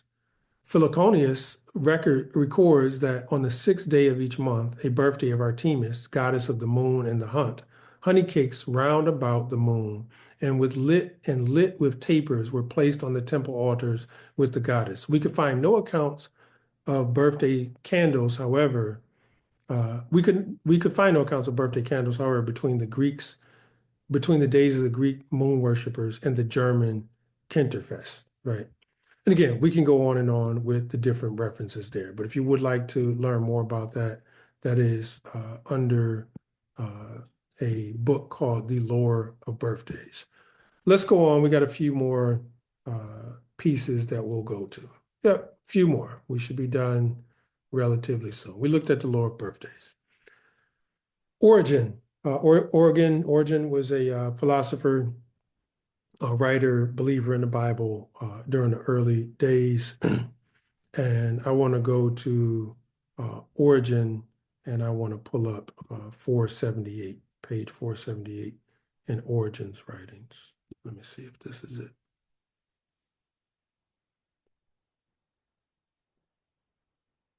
Oh, yeah, my good man, Origen. Okay, let's pull.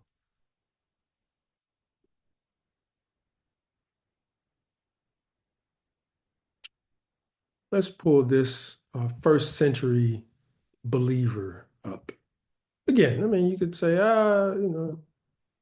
you can try to discredit him if you want. I'll tell you what Origen did was he wrote plenty of material, right? So once you, as a believer, write a 700-page book in debate of the modern people of your time. So he wrote a book or article against Celsus or was it Celsus or Celsus, which was one of the first people to condemn the worship in the first century of what we know as the followers of the way, okay? So notice here, 18 centuries ago, probably about 185, Origen was born. It seems in Alexandria, he would not have been thought of much of celebrating the anniversary of his birth since, excuse me, if it were to believe in homily 8 on Leviticus. So he wrote a book called Homily 8 on Leviticus. Notice this, what he says. Now, Origen did more writing than you're going to do in 10 lifetimes, more than likely, okay? And he hardly contested Celsus and a lot of critics of the first century biblical movement, right? Second century, first century, second century biblical movement. I mean, he went to war and he wrote plenty of articles about it. But it says, and if you ever look into his homily on Leviticus, he said, only the wicked keep their birthdays. Pharaoh and Herod Antipas, who on his had John the Baptist beheaded. So on Pharaoh's birthday, he had John the Baptist beheaded. He said only the wicked celebrate his birthday. Notice during these 18 years, Origen had the most astonishing record. If you read through this, I won't bore you with all of it right now. But notice he said, only the wicked celebrate their birthdays. In Josephus, he said those that were apostate. In the Unger's Bible Dictionary, it says there's no record of Jews celebrating birthdays. Notice the trend here. It's a through line here. I just have to ask the question, brother or sister, why are you into this? Why? Why? Why are you into this? And for some, why do you cleave so hard to it? Why is it so important?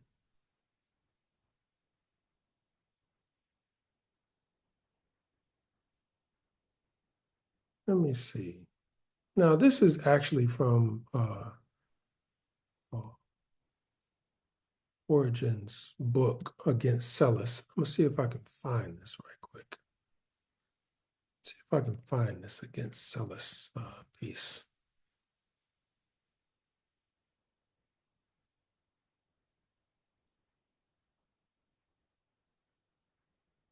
Oh, bam, here it is. Oh, look how beautiful this is. Yah is merciful. Okay. So this is Origen uh, against Celsus, right? And Celsus, I mean, if you look up history of the first century, Celsus was constantly arguing against what you profess to believe to this day. I mean, so just like Josephus wrote against Apion, and when we read only the wicked celebrate their birthdays, or Josephus said that we don't have a custom of doing that, that wasn't so. Origen was similar to Josephus, where they did a bunch of writing. And again, if you don't agree, then just write something as lengthy as they did with the level of sincerity and esteem that they had amongst people uh, across continents for their level of faith, if you would. Not Josephus, I'm saying he was a historian. I'm talking about Origin, okay? And I'm only citing this as history, right? So you can take it as you want it. So here it says, and we're reading. All right, I'll start at the top. It says, but as Sellus made a great jest also of the serpent in counteracting the injunctions given by God to man, taking a narrative to be an old wives' fable. So he's saying Celsus, he was mocking the Bible and saying that this stuff was old wives' fable. But then he starts to talk about the words of Plato are as follows. When Aphrodite was born, the gods held a what? Let me enlarge that. Just enlarge this. I want y'all to be able to see this. It says, when Aphrodite was born, the gods held a banquet, and there was present, along with others, Porus, the son of Metis. Now, this is what Plato was arguing. Like, this is how they created the world. And after they had dined, Pinea came to beg for something, seeing that there was an entertainment, and she stood at the gate. Porus, meantime, having become intoxicated with nectar, for there was then no wine, went into the garden of Zeus, and being heavy with liquor, lay down to sleep. Pinea, accordingly formed a secret plot. Now, this is what Plato's saying, how the world came to be and how things came to be. This Greek philosophy, all pagan, right? They formed a secret plot with the view of freeing herself from the condition of poverty to get the child Porus and accordingly lay down beside him and became pregnant with Eros. And on this account, Eros has become a follower of the attendant of Aphrodite. Who is Aphrodite? It's a Greek god, okay? Having begotten on her birthday feast and being at the same time by nature a lover of beautiful things, Aphrodite too is beautiful. So these deities began to have some relations on their birthday, and this manner of like, this is how they would argue these things came into being by some deities having some inappropriate activities on their birthday. I mean, the evidence just kind of goes on. You don't see this in the scripture at all. And let me read one more source because we are closing it out. Now, I don't know if we read this already, but if not, I want to focus on this. Yeah, I believe we read this already. I believe we read that part. I think I was going into the interpreters. Let me just double check. I think we were going into, oh, the International Standard Encyclopedia. Let me see if I have that.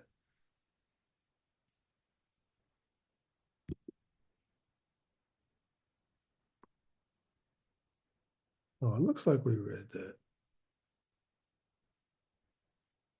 Okay, we read that. The International Standard Encyclopedia. The custom of observing birthdays is great and widespread. Okay, yeah, we read that. We read that. Oh, so we will pause there. We'll open up the presentation yet again. We will pause there. Open up this presentation yet again. So family, what I attempted to lay out, and at some point I'll be able to take a gander at it. We see that the first century is noted only the wicked celebrate their birthdays. We see that the lore of birthdays, that all of the evidence pointed that only pagans dealt with that, the genius and the troop. And the Byzantine history of the private life, we see that pleasures and excess was always the riotous customs of birthdays. We looked at Deuteronomy. We looked at Mene, which is the god of fortune and luck. And if you didn't see the connection between the two, definitely go back and take notes. We looked at Gad and how that dealt with the deity of genius and luck, which historically people celebrated with their birthday. That's what it was all about. That's where the custom derives from. We looked at the genius and when people prayed in those candles, if you look through the lore of birthdays and other resources, it's all connected back to that. We looked at all the different scriptures and evidences. We looked at the Buddhist and the Japanese. We looked at the Romans and their practice. We looked at Nero. We looked at Tacitus. We looked at Josephus. We looked at the source book of Roman history, just because I can bring this up. Each man had his own genius to protect him. We looked at the Apocrypha, where they sacrificed on a birthday, the king's birth every month, to Bacchus, the deities. All of the evidence, even with Alexander, Hellenism, the course that was going to rule the world. And notice here, because I just like to repeat things a couple times for the level of importance that they have. Notice here when we read this. No reference is made in the scripture to the celebration of birthdays. There is no record made in the scripture for the celebration of birthdays. This was not a custom practiced by the Israelite, by the Hebrew, by the Jew, by the Torah observant believer, even the converted ones. And what did the Almighty ask us to do? Fear him and keep his commandments, keep his festivals. He said, don't even add to them. So as we close out, I want to do you the honor of thanking you for being a part of this time. Deuteronomy 12, I'll say, thou shalt not do so unto Yah their Elohim. He said he would do not be snared by following after these deities. Do not inquire after their idols and say, how did the nations serve their idols? Even so will I do likewise. Stop the practice of birthdays. Thou shalt not do so unto Yah thy Elohim for every abomination to Yah which he hateth they have done unto their deities. Whatsoever I command you observe and do it, thou shalt not add thereto. So we're being petitioned in 1 John chapter 5, and I'll leave you with this. Little children, keep yourselves from idols. I want to say hallelujah, hallelujah, hallelujah. I appreciate those who stuck through this particular time to go through this content from Zakane or Elder Moshe from just your brother, ultimately. And I want you to do right. I want to do right. I want to be found amongst those. And this is one of the reasons that he says, few that be that find life. because most of us, we're going to kind of conjure up a reason that we should do. So I bid you shalom and peace. If you have any questions, definitely, reach out, ask questions. But shalom and peace. Stay away from idols. You can drop the practice of birthdays. Shalom.